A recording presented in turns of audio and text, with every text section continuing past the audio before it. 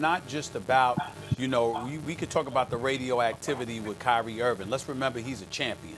And let's remember that this is a brother that in 2 NBA finals when he was healthy, he averaged 27 in one and 29 in another. Kyrie Irving is the truth in a half. And I know you're not saying otherwise, Max. I'm just saying that when you compare it to Boston, remember, Boston didn't have the depth that the Brooklyn Nets appear to have. That's number one.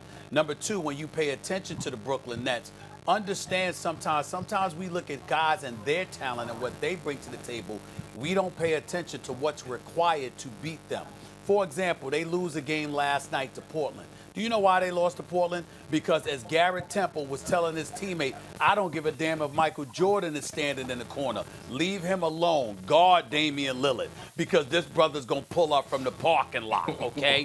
What I'm saying to you is that it takes that. And so as a result, they were willing to leave a Grant open. They were willing to leave a Melo open. They were willing to lay off a C.J. McCollum with his back issues to some degree, et cetera, et cetera.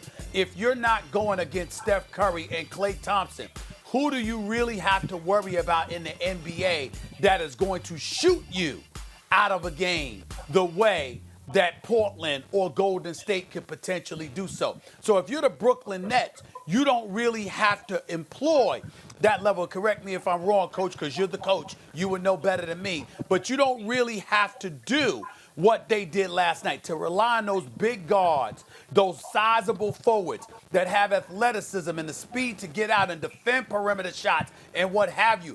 Most teams can't do what Portland did to them last night. Most teams can't do what Golden State, when Steph and Klay are healthy, could do to you every night. And as a result, I think that's why Brooklyn is going to be lethal, because they got a whole bunch of dudes that can do some things with Kevin Durant as the ringleader.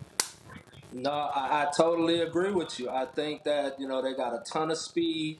With Kevin Durant and Kyrie, they have their own two guys that can do exactly what you're talking about out of Dame and Golden State and teams like that. So not only do they have the speed to cover a lot of ground and be able to guard you in unique ways, you're going to have that same onslaught coming back at you that you can't make a mistake, because Kyrie is that kind of guy that you're talking about. He'll raise from anywhere. He can get it going. He can drop 50 on you. We know what KD can do. So with that in mind, you know that you can go out and be reckless and aggressive and try to take out the best player on the other team, because now the numbers just won't match up. I mean, we're assuming that KD comes back as some close approximation of his former self. That almost never happens given the injury he has. But also, Stephen A., in terms of depth, if that was true on the Celtics, why did they not lose a beat and even get better without Kyrie? That's what I'm saying. I'm not disputing anything you're saying about him as a player. I'm talking about the destructive force he's had on team chemistry.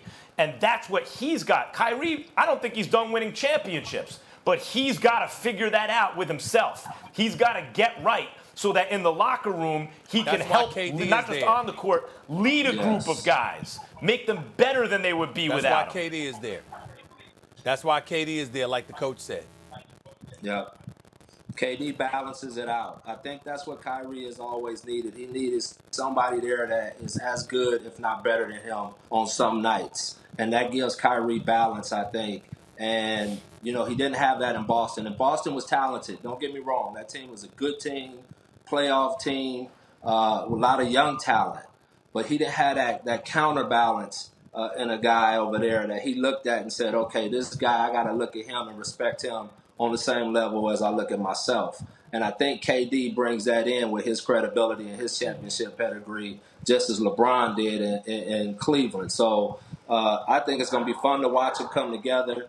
That team is going to, just every night watching them offensively is going to be a treat for everyone, because they're going to be bombing. They're going to be playing fast. They're going to be putting up some historic numbers, I think.